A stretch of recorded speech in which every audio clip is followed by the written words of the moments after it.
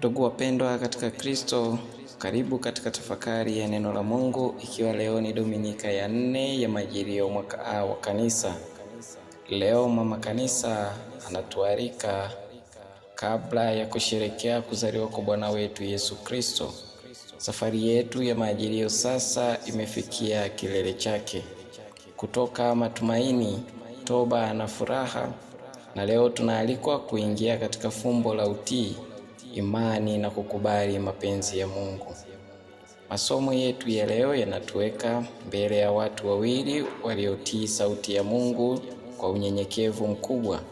Katika somo la kwanza, kitabu cha Nabii Isaya sura ya 7 aya 10 hadi 14, linatupa ahadi kuu: tazama, bikira atachukua mimba na atamzaa mwana, naye ataitwa jina lake Emanueli, yaani Mungu mwenyewe anakuja kuishi kati yetu. Katika somo la pili, Mtume Paulo anaandikia Warumi sura ya 1 aya ya 1 hadi ya 7, linatukumbusha kuwa Yesu Kristo ndiye mwana wa Mungu aliyeahidiwa, aliyekuja kwa ajili ya wokovu wa wanadamu wote. Na katika somo la Injili, Mwinjili Mathayo sura ya 1 aya 18 hadi 24, inatuletea simulizi ya Mtakatifu Yosefu, mtu wa haki, aliyekubali kwa imani mpango wa Mungu hata pale alipokosa kueleweka kikamilifu.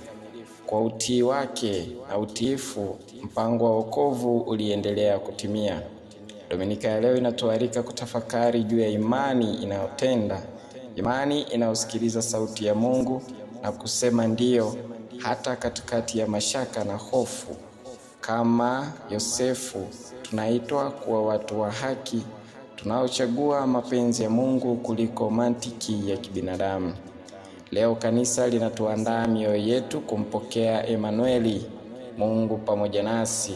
Ujio wa Kristo hauanzi Bethlehem tu, bali unaanza pale tunapofungua mioyo yetu kwa imani na utiifu. Karibu tusikilize pamoja tafakari hii mwanzo mpaka mwisho. Tumsifu Yesu Kristo milele. Amina.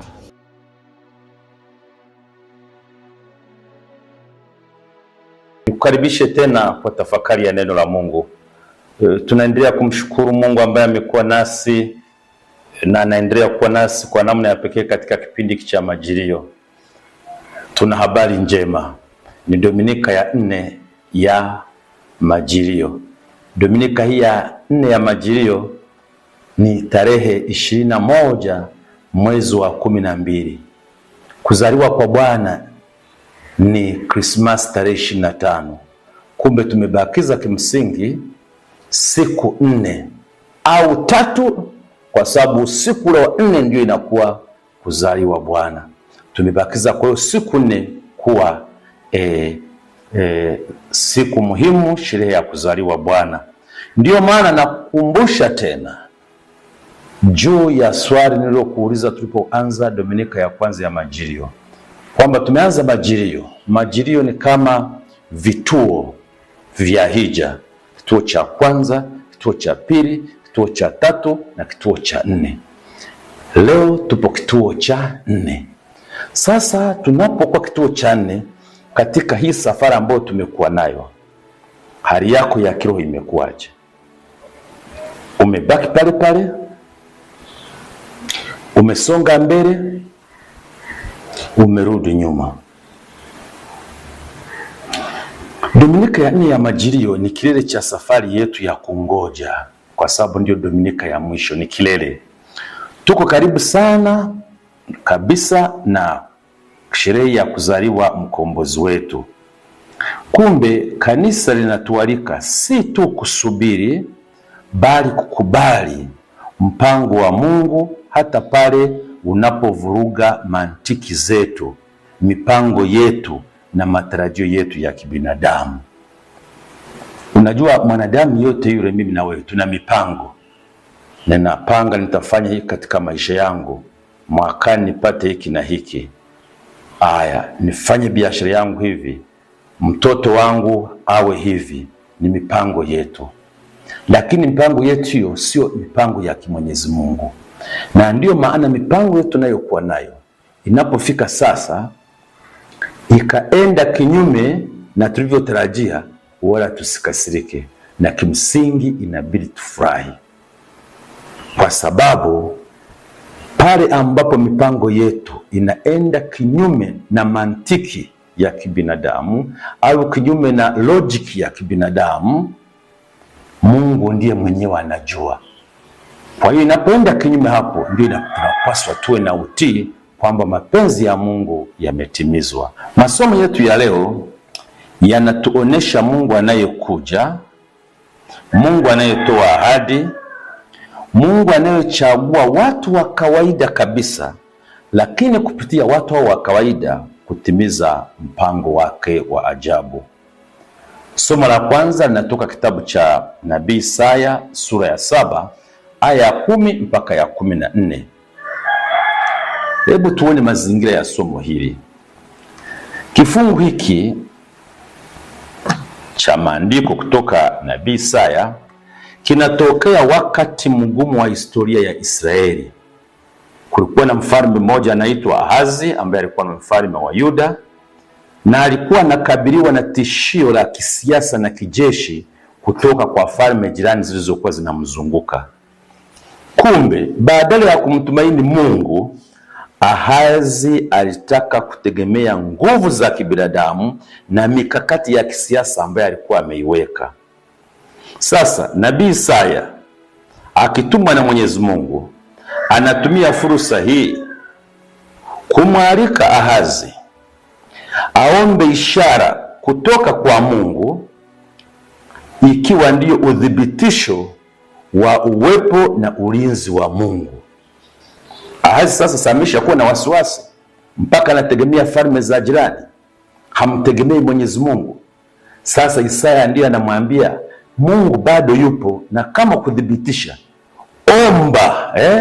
omba chochote, ishara kutoka kwa Mungu kudhibitisha kwamba Mungu yuko pamoja nawe. Somo hili ukisoma ni nzuri sana. Tusome maneno machache ya Isaya hiyo sura ya 7 kuanzia mstari wa 10 mpaka wa 12.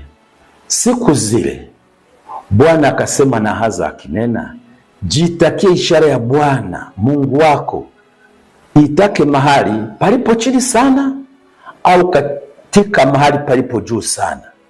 Lakini Ahazi akasema, sitaitaka wala sitamjaribu Bwana. Naye akasema, sikilizeni sasa, nyumba ya Daudi, je, ni neno dogo kwenu kuwachosha wanadamu hata mkataka kumchosha Mungu wangu pia? Sasa akasema, wewe umekataa kuomba ishara. Sasa Mungu ndiye kupitia kinywa cha Nabii Isaya anasema hivi, kwa hiyo sasa Bwana mwenyewe atawapa ishara. Tazama, bikira atachukua mimba, atazaa mtoto mwanamume, naye atamwita jina lake Imanueli, yaani Mungu pamoja nasi. Kumbe pamoja na kwamba Ahazi anakataa kuomba ishara, si kwa unyenyekevu wa kweli kwamba alikuwa mnyenyekevu, bali ilikuwa ni kisingizio cha kidini kinachoficha ukosefu wa imani. Hapo Mungu mwenyewe ndiye anasema, sasa nitatoa ishara. Tazama, bikira atachukua mimba, atazaa mwana, na ataitwa jina lake Imanueli, maana yake Mungu pamoja nasi. Kumbe hii ni ahadi ya kina inayozidi hali ya kisiasa. Ni tangazo la uwepo wa Mungu kati ya watu wake. Kwanza huyu mtoto anayezaliwa anaitwa Imanueli, maana yake Mungu pamoja nasi. Kwa hiyo uwepo wa huyu Imanueli ni udhibitisho wa Mungu ulio mkubwa kuliko hata angelikuwa anategemea jeshi la namna gani. Somo la pili ni zuri, linatoka katika waraka wa Mtume Paulo kwa Warumi sura ya 1 aya ya 1 mpaka ya 7. Mtume Paulo anaandika barua hii kwa Wakristo wa Roma, jumuiya ambayo hakuwahi kuitembelea bado, lakini anaunganika na jumuiya hiyo kwa imani moja. Mwanzoni kabisa mwa barua, Paulo anajitambulisha kama mtumwa na mtumwa wa Yesu Kristo aliyechaguliwa kutangaza injili ya Mungu. Na Paulo anasisitiza katika somo hili kuwa injili haikutokea ghafla, bali iliahidiwa tangu zamani kupitia manabii. Unajua injili sawa imeanza wakati wa Yesu, lakini tangu enzi za manabii, tangu Agano la Kale, miaka mingi kabla Yesu kuzaliwa, tayari ufunuo wa Mwenyezi Mungu ulishaanza kuwepo. Kumbe Yesu Kristo ni wa uzao wa Daudi kwa mwili, lakini ametangazwa kuwa mwana wa Mungu kwa nguvu ya ufuko wake. Kumbe hapa Paulo anaunganisha ahadi za Agano la Kale na utimilifu wake katika Kristo. Majilio sasa kwa mtazamo huu ni kutambua kwamba Mungu ni mwaminifu kwa ahadi zake. Somo la injili ambao inatoka Injili ya Mathayo sura ya 1 aya ya 18 mpaka ya 25. Hii injili muisome vizuri. Inatuletea simulizi ya Yosefu ambaye alikuwa mchumba wa Maria. Yosefu anakumbana na mgogoro mkubwa wa ndani. Mgogoro huu mkubwa wa ndani ulikuwa ni upi? Mama Bikira Maria ni mjamzito, naye si baba wa mtoto. Fikiria wewe ungelikuwa una mchumba wako umeposa, halafu huyu mchumba wako unakuta au unagundua ana mimba, na wewe hujakutana na huyo mchumba wako, mimba si yako, ungelijisikiaje? Ni kitu ambacho ni kigumu sana. Kimsingi kwa haki ya Kiyahudi angeliweza kumfedhehesha hadharani kwamba huyu binti, huyu mchumba wangu nilikuwa tujakaa pamoja, nimekuta na ujauzito, anamwaibisha. Lakini kwa kuwa alikuwa mtu mwenye haki na huruma, anapanga amwache kwa siri. Tena niongeze kitu kingine, kwa Wayahudi uchukue mimba ambayo hajulikani mume wake, ulikuwa unapigwa mawe mpaka unakufa. Sio kama siku hizi ya kina dada, yani wanapojisikia tu mimba, wala huwezi kumuuliza mwenye mimba hii ni nani, anasema sio juu yako. Sasa kwa Wayahudi mzee unapigwa mawe mpaka unakufa. Sasa nadhani kama hiyo si sheria tungelileta Tanzania, nadhani kina dada wengi wangelikufa, tungelikuwa tunazika kila siku, yani kitu ambacho ni hatari. Lakini katika mazingira hayo ndipo Mungu anaingilia hali hiyo ya sintofahamu, wasiwasi wa Yosefu kupitia ndoto. Yosefu anaambiwa asimwogope kumchukua Maria kwa kuwa mimba hiyo anayokuwa nayo ni ya Roho Mtakatifu, ni kwa nguvu za Roho Mtakatifu. Mtoto ataitwa Yesu, kwa maana ataokoa watu wake na dhambi zao. Yosefu bila kuuliza maswali mengi anatii. Kumbe utii wa Yosefu ni kimya na unakuwa daraja la Mungu kuingia katika historia ya wanadamu. Yaani kitendo cha Yesu kuwa na utii ule, Mungu anaingilia katika historia ya wanadamu, anashuka, na ndipo Yesu anakuja kuzaliwa na baadaye kwa mkombozi wetu kama tunavyofahamu. Baada ya utangulizi huo ambao nimeutoa kwa masomo yetu matatu, je, tunajifunza nini kutokana na masomo yote matatu ya leo? La kwanza, nikijikita kwenye somo la nabii Isaya la kwanza, Mungu habaki mbali na hofu na migogoro ya watu wote. Anakuja mwenyewe kuwa Immanueli, yani Mungu pamoja nasi. Unapokuwa na mgogoro, unapokuwa na shida katika maisha yako, Ahazi yule alivyokuwa anajua ana hofu atavamiwa serikali au falme za jirani, hakumwamini Mwenyezi Mungu, alikuwa na wasiwasi. Lakini hapa tunaambiwa kwamba migogoro yetu na hofu yetu, Mungu sio kwamba yuko mbali, yuko nasi, ni Emanueli, pamoja nasi. Lakini namba mbili tunachojifunza, kukataa kuamini Mungu ni hatari kuliko hali yoyote ya nje. Imani ambayo imekataa kumkubali Mwenyezi Mungu inafunga milango yote ya wokovu. Narudia, kukataa kuamini Mungu ni hatari kuliko hali yoyote ya nje, kwa sababu unapokuwa umekataa kumkubali Mungu katika maisha yako, maana yake ni kama Mungu hayupo. Hata kama ni wokovu, maana yake haupo kwako. Ndio maana mtu ambaye amepotoka katika imani anaona Mungu hayupo. Hii ni hatari sana, na tumuombee mtu wa namna hiyo. Lakini mawili tunayojifunza kutoka waraka kwa Warumi, mpango wa Mungu ni wa muda mrefu na mwaminifu. Kile alichoahidi anakitimiza kwa wakati wake.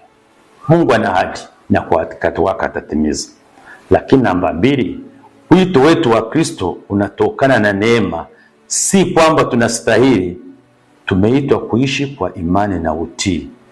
Usio kaona unafanikiwa, usio kaona unafanya hili na hili, alafu ukasema ni mimi tu. Ni kwa neema, si kwamba wewe una mastahili mbele ya Mwenyezi Mungu. Mimi na wewe, yani hata vumbi hatuwezi tukalingana nayo mbele ya Mwenyezi Mungu, ila ni kwa neema tu. Neema, gratis, neema, neema, grace, kitu ambacho ni mtu anapewa, yani bila mastahili au kama zawadi. Kutoka Mathayo sura ya kwanza ya 18 mpaka ya 25 tunajifunza mambo mawili tena. Cha kwanza, Mungu hutimiza mipango yake au mapenzi yake kupitia utii wa watu wa kawaida wanaosema ndio, tena kimya kimya. Bikira Maria alikuwa mtu wa kawaida, dada ambaye hakujulikana. Yosefu mtu wa kawaida sana, kawaida kabisa, lakini kupitia hao watu Mungu ametimiza mambo makubwa. Ndio maana kwenye moja ya barua za Paulo anasema tuna hazina hii kubwa katika vyombo vya udongo. Ukijua thamani kubwa ya Mwenyezi Mungu ilivyo kubwa, lakini Yesu anakuja kwetu, sisi ni kama udongo, ni haina thamani. Kwa hiyo hazina kubwa katika vyombo vya udongo. Huwa napenda ninaposali misa ile sala ya Ekaristi ya pili. Tunasali, tunafika mahala fulani, tunasema hivi: tunakushukuru Mungu kwa kuwa umetustahilisha kusimama mbele yako na kukutumikia. Yaani mimi kama padre na padre yote yule, si kwamba tunastahili kumshusha Yesu pale altareni, au kwamba mimi kuwa padre basi niwe na kiburi kwamba ni kitu kikubwa. Hapana, sio hivyo. Ila basi Mungu mwenyewe anatustahilisha, anatuheshimisha bila mastahili yetu. Lakini namba mbili, imani ya kweli mara nyingi inahitaji kukubali yasiyoeleweka kwa mantiki ya kibinadamu. Imani ya kweli mara nyingi inahitaji kukubali yasiyoeleweka kwa mantiki, kwa kadri ya fikra, kwa kadri ya tulivyozoea sisi binadamu. Hiyo ndio imani ya kweli. Kwa kweli kwenye masuala ya imani, ukitaka kwamba kila kitu nikielewe au kinapaswa moja kujumlisha moja iwe mbili, mbili mara mbili iwe 4, 10 kutoa moja iwe 9, 0 kujumlisha 0 iwe 0. Kwa Mungu moja kujumlisha moja inaweza ikawa moja. Kwa hiyo tulikumbuke sana. Kumbe wapendwa, Dominika ya Majilio inatuuliza mimi na wewe, je, tuko tayari kumpokea Mungu anayekuja kwa namna tusiyoitarajia? Yesu amekuja nani alitegemea Yesu azaliwe na mama Bikira Maria? Na ndio maana watu wengi kipindi cha mwanzo walikwazika, hata pengine na Mafarisayo wale na watu wa Agano la Kale. Ni wakati mwingine nikivaa viatu vyao na waelewa. Unamwona huyu kijana, ulikuwa unamwona pale mitaani kwenu, anakuwa anacheza na watoto wengine kama kawaida. Alafu baada ya kufika miaka 30 ghafla anasema mimi ni Mungu. Tuwaelewe. Mimi na wewe sasa hivi tunalielewa hilo. Lakini tuwaelewe hivyo. Na ndio maana hata kwa mfano kwenye Ekaristi Takatifu, mageuzo kwa mfano wakati wa misa. Ile iliyokuwa hostia mwanzoni baadaye inabadilika inakuwa mwili wa Kristo. Ukisema nitumie mantiki ya kibinadamu, unaweza ukaona haiwezekani, lakini ni huyu Mungu anayeshuka.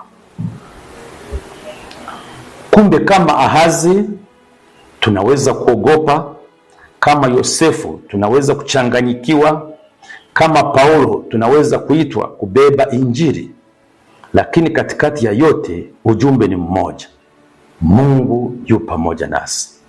Akiwa nasi hakuna hofu isiyoshindika, hakuna giza lisilo na alfajiri. Hebu tutafakari kwa utenzi huu mfupi. Mungu wa ahadi za kale, waja wako wa kungoja kwa imani. Katika giza la waka mwanga wa rehema, Imanueli njoo ukae nasi. Njia zako ni kuu kuliko zetu, mipango yako imejaa hekima. Tufundishe kusema ndio kama Yosefu, hata pale mioyo yetu inapoumia. Majilio yatufanye maskini wa roho, tukiwa tayari kupokea neno. Uje uzaliwe ndani ya maisha yetu, Yesu tumaini la mataifa. Mwisho tuhitimishe kwa sala hii.